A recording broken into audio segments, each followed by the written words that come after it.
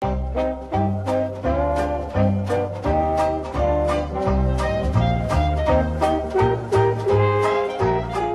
tal, amigos? Soy Alma Montoya. Soy comunicadora social, especializada en gestión y desarrollo comunitario y comunicación para el desarrollo. ¿Qué es para mí la comunicación? ¿Qué es para mí la radio escolar? Bueno, yo tengo que empezar diciendo que es mi vida. O sea, ya los años han venido y tras los años lo más lindo de lo que queda es lo vivido y la experiencia. Es alrededor de, no sé, tal vez 30, 35 o de pronto más años dedicada a la comunicación, y dentro del campo de la comunicación con un énfasis muy fuerte y con un amor muy grande a la parte de radio, sin descuidar algunos, ¿no? Sobre todo la parte también de cine, sobre todo de análisis cinematográfico, lenguaje audiovisual, que me encanta también. Pero bueno, ahorita el campo ese de lo que vamos a hablar es de radio. Todos estos años trabajando a lo largo y ancho del continente. 18 años viví fuera del país, apoyando, acompañando y creando también propuestas comunicativas, comunitarias, populares, y toda la línea de educomunicación. En algunas partes, repito, es acompañando, en otras en la parte de formación, y en algunas nos tocó incluso fundar, montar, ¿no? A ver, por ejemplo, en Ecuador, en Radio La Tacunga existía la AM, y con Luceli Villa, una persona que es muy conocida también en el medio, sobre todo también en el Ecuador. Entonces fundamos la FM, recién estaban saliendo las FM, entonces necesitamos una FM, mientras que la AM estaba dedicada para el mundo quichua parlante, o sea, para los indígenas, especialmente de Cotopaxi, del Tungurahua, del Chimborazo. Entonces vimos que nos faltaba una línea y era toda la parte de juventud y de niños. Y entonces montamos una FM de 5 kilovatios, o sea, 5.000 vatios de potencia. La M eran 10.000 vatios de potencia. Y esta FM fue netamente un corte juvenil comercial, entre comillas. O sea, para el público obviamente era una línea comercial, pero tenía ese toque educativo, formativo, desde valores, desde principios y sobre todo desde los derechos humanos. Entonces, digamos que eso hace parte de nuestra historia, de nuestra vida y de nuestra experiencia. En el 99 estaba muy fuerte el conflicto en Colombia, sobre todo en el Urabá, y en un encuentro de facultades en Lima pidieron que quién podía venir a trabajar en el Urabá, porque los periodistas en Colombia, los que eran perseguidos, habían salido. Entonces ya estaban estudiando en Suecia, bueno, ya estaban en Canadá, otros cubriendo, pero muchos refugiados en Bogotá, y ahí ya no pasa nada, ¿no? Entonces en ese evento se ofreció una argentina, se ofreció un mexicano, un español, y en ese momento me rasqué la cabeza y me dijeron: Alma Montoya. Y bueno, no lo había pensado todavía regresar al país, pero agradezco a Dios, ese fue mi regreso al país.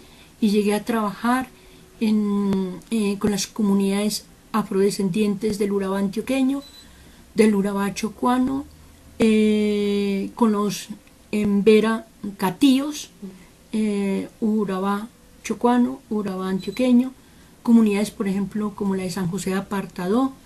Nos tocó la época recién cuando ellos vivían toda la masacre, y llegar a esas comunidades a trabajar la comunicación, ¿no? Entonces, de trabajar en el país, las zonas de conflicto. Pero resulta que empezamos también con un trabajo, también obviamente, acá en Bogotá. El ministerio había una persona ahí que había asistido a radioapasionados y televisionarios, y nos llamaron y dijeron: bueno, ustedes tienen experiencia de trabajar con jóvenes y sobre todo de trabajar con estos medios y con la radio, ¿qué se puede hacer? ¿No? ¿Qué se puede hacer? Y ahí comienza el primer proyecto, que entonces, como era Secretaría de Gobierno, se dialoga con Secretaría de Educación y nace el primer proyecto oficial en la Secretaría de Educación, ojo, recursos de Secretaría de Gobierno, y que se llamó Onda Chéverísima. Y ahí ustedes tienen una protagonista que es la profe Martica, ¿no? Marta Cepeda, ¿no? Junto con, eran 25 colegios. Se escogieron esos 25 colegios. A ver, lo que nos dijeron a nosotros en la investigación era que eran los colegios que tenían en esos momentos más problemas de convivencia, los colegios de conflicto. Entonces el tema fue radio escolar y convivencia. No estoy negando que antes existía algún tipo de experiencia, ojo, porque tengo fotografías del INEN, ¿no? En donde 10 años atrás un grupo de chicos habían tenido una autonomía de tener micrófonos en las manos. Digo que esto es revolucionario, porque ahorita es común y corriente, pero bajarse de la estructura del colegio, de que los muchachos cogieran los micrófonos para decir lo que piensan, lo que sienten y colocar la música a su gusto, eso es revolucionario, fue una revolución para la época. Y fue más revolucionario que los muchachos pensar en contenidos desde sus realidades y no necesariamente dados desde un programa curricular, que también se dieron. Y esa también es una novedad, encontrar las disciplinas curriculares, pero dentro de un lenguaje juvenil. Yo sé, nosotros ya lo sabemos, pero bueno, eso ya no nos hace bella, ¿no? Porque alguien puede decir, no, eso no fue así. No, el primero que trabajó radio fue esto. Vea, no, ningún invento de una persona. Todo se da de las circunstancias y cada uno aporta a la historia. Nuestro aporte en esos momentos en la historia fue ese. Pero también encontrar con un grupo de profesores que fueron los pioneros, fueron los que abrieron caminos de que entraran los medios de comunicación. Y obviamente luego la evolución es las tecnologías y todas las invenciones tecnológicas que ayuden a la información y ojalá a la comunicación. Esos profesores pioneros los vimos soñar, los vimos escribir proyectos en uno que fue el inicial, Onda Chéverísima. Luego, obviamente, fue un exitazo para la Secretaría de Educación. Entonces ya la Secretaría de Educación, este fue su proyecto, ¿no? Entonces empiezan a nacer como pongámonos en onda, súbete a la onda, ponte pilas, estamos en buena onda, la radio al aire, 1, 2, 3 al aire. Se fueron creando y se juntaron 28 redes de radio escolar en el distrito. Si la profe Martica, que está detrás de cámara, lo permite, yo le puedo mostrar las carátulas de algunos de esos proyectos para que así le quede en la historia también a ella registrada. Pero las redes más grandes eran de 25 colegios como Onda Chéverísima. Tengo que hacer otro paréntesis antes. Pongo puntos ahí para Kennedy. Fue tal la inquietud en Onda Chéverísima 1, terminaba el proyecto y ahí terminaba todo, que Luceli fue a Europa, fue a buscar, presentamos proyectos y fue a Europa y un organismo de Europa, Manos Unidas, le apoyó y se hizo Onda Chéverísima 2. O sea, fueron unos afortunados, porque además de Onda Chéverísima 2 nos dio la oportunidad de hacer una cartilla. Ya habíamos hecho una primera, ¿no? De radio escolar. Hicimos una segunda, entonces ahí ya llevamos 5.000 ejemplares. Ambas ediciones agotadas, ¿no? Pero sin embargo uno se encontraba a lo largo y ancho del país con fotocopia de estas cartillas. Incluso yo llegué a ir a Honduras y a Nicaragua y la gente la había bajado por internet y la había copiado. Entonces, para decir que fue una iniciativa que se fue regando no solo en Colombia, sino fuera del país. Réplica Fuera del país. Y además hay una cosa interesante, y es que los profesores logramos, con los recursos que nos dieron, que los profesores hicieran un diplomado de radio. Ha sido el diplomado más largo, que casi sería por horas. Por horas sería una especialización en radio. Y dirían, no solo en horas. El nivel académico ¿no? El nivel de los profesores y sobre todo el producto mediático, la elaboración del producto mediático. Ahora sí, cierro ese capítulo y voy porque me parece interesante lo de Kennedy. Lo de Kennedy eran 8 colegios. Se hizo la capacitación financiada por la Secretaría de Educación. Pero una de las cosas interesantes es que los profes de Kennedy querían, y los estudiantes querían otro nivel, ¿no? Había sido muy corto. Entonces llegó la época del presupuesto participativo. Nosotros les acompañamos, hicieron un proyecto y se presentaron a la alcaldía de Kennedy con el proyecto. En este proyecto, pues ya había cambiado la tecnología, entonces querían hacer un cambio de lo analógico a lo digital. El pasar de grabadoras, reporteras de cassette a lo digital. Mejorar obviamente su infraestructura, pero iba capacitación también para alumnos y para profesores. Llevan esto para presupuesto participativo y obviamente cuando es sometido públicamente, ¿quiénes votan? Estaban los padres de familia, estaban los profesores, estaban los estudiantes, pues es aprobado. Ese es un ejercicio de ciudadanía y de participación. Y como una ciudadanía lucha por unos recursos que le corresponden porque ya los ha pagado en impuestos, ¿no? Y se les devuelve en un proyecto educomunicativo, ¿no? Entonces yo quiero llamar la atención de eso porque eso fue muy, muy interesante de ese proyecto. Se publica este libro, ¿no? La radio en el aula. En España se publica. Hoy día Argentina ha sacado también otro libro para jóvenes, radio y jóvenes. En radios conocidas como educativas o populares. Tienen su franja juvenil. Y tiene su franja juvenil. Muy bien. La radio. Trabajamos muchísimo el video. Hay que hacer un homenaje y un agradecimiento a las administraciones y entre esas ahorita recordamos a la doctora Vivian Bernal y al equipo en ese tiempo, a la doctora Elsa, la doctora Marta Serrano. Fueron personas que creyeron mucho en el trabajo de medios, comunicación y medios, ¿no? Y dentro del plan de formación se incluyó también todo lo que era televidencia crítica, ¿no? Y formación básica en la apreciación cinematográfica, realizado entre el 2005 y 2006. Se llamó Uy, qué video, en donde participaron 10 colegios. Y aquí están las producciones, ya los colegios apropiados desde el lenguaje del video. Por ejemplo, el tema de esta red, también se crearon redes, siguen el nacimiento de las diferentes redes de radio escolar y desde el 2004 comienza entonces las redes de video. El trabajo no solamente ha sido en Bogotá.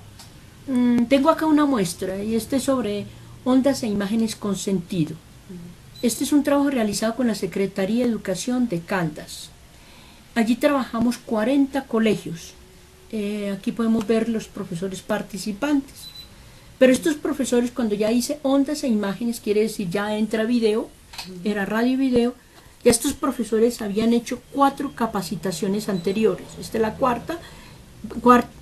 esta es la quinta, habían tenido 4 anteriores, ya a este nivel están produciendo video, ¿no? A nivel nacional, una de las secretarías, o las 3 secretarías que más han trabajado el campo de comunicación y educación es Bogotá, Medellín y la de Caldas. Le sigue luego Barranquilla. Barranquilla ha tenido un trabajo desde hace muchos años con radio escolar, pero como programa de comunicación y educación, estas secretarías que he mencionado. El Ministerio de Educación nos hizo una invitación y realizamos un trabajo con 40 secretarías del país, incluyendo la de San Andrés, ¿no? Se trabajó Magangué, se trabajó obviamente el Meta, se trabajó Nariño. A propósito, la de Nariño es bien interesante. Hasta hoy día hay proyectos educativos funcionando, pero como un relojito, digamos, a la perfección, muy bien. Es más, algunos que son autogestionarias, o sea, que tienen presupuesto de proyectos con ONGs internacional. Hay una organización que Save Children, no sé si lo conocen, en donde ha apoyado los proyectos de radio escolar de Nariño. ¿Por qué? Porque están en la frontera y entonces allí ya se encuentran con experiencias bien de movilidad o de niños y familias desplazadas de un lugar a otro. Entonces se ha hecho un trabajo bien interesante de radios escolares, radios juveniles, algunas emisoras comunitarias con espacios para las radios escolares. ¿Y cómo se llama la...? No, son 40 colegios, pero por ejemplo una de las experiencias que nació en una escuela primaria se llama por ejemplo Champú Estéreo, ¿no? Champú Estéreo, pero son 40 colegios que están trabajando esa experiencia. Que toda la vida es un aprendizaje. Mira, los años que tengo y yo podría decir que cada día aprendo y conozco y cuánto falta y cuántas cosas no van a ver nuestros ojos con respecto a la educomunicación y más hoy día con esta convergencia de medios y con esta articulación de nuevas tecnologías. Por ejemplo, hay una cosa interesante y es que uno hace una propuesta, pero después hay profesores con tal iniciativa y con tal creatividad, uno porque es una cualidad humana, ¿cierto?, de la persona, del profesor, y otra también por las exigencias o las presiones de las circunstancias. Por ejemplo, ver profesores en la Macarena, en el departamento del Meta, pongamos en Piñalito, en Vistahermosa, en lugares de conflicto, y cómo la radio es un escenario de catarsis, cómo la radio fue el medio de ellos recuperar el habla.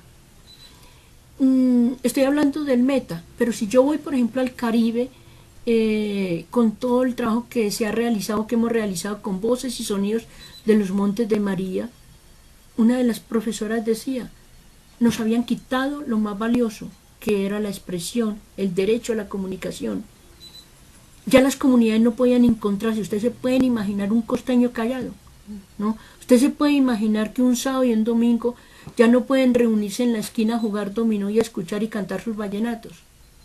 Pues bien, la radio hizo posible que la gente volviera a tener la palabra. Y al crear los colectivos de producción radial fue contar sus historias, sus vivencias. Entonces era una catarsis, era un ejercicio psicológico. Por eso, entre otras, nosotros creemos en la musicoterapia, en la radioterapia como un ejercicio del encuentro consigo mismo, del encuentro con las ideas, con los pensamientos, con los sentimientos, ¿no? Y el ponerlo en voz alta y el registrarlo en un medio en donde ya la gente se ve en una pantalla, se oye, entonces se da cuenta que los medios no son solo para los políticos y para los grandes, sino que es también para la gente que quiere contar su propia historia. Y no como víctimas, sino como protagonistas de su propia historia. Yo creo que ese es uno de los aprendizajes, hay muchos. Permítanme, yo lo pienso y lo voy a escribir, pero para mí ese es uno de los más grandes.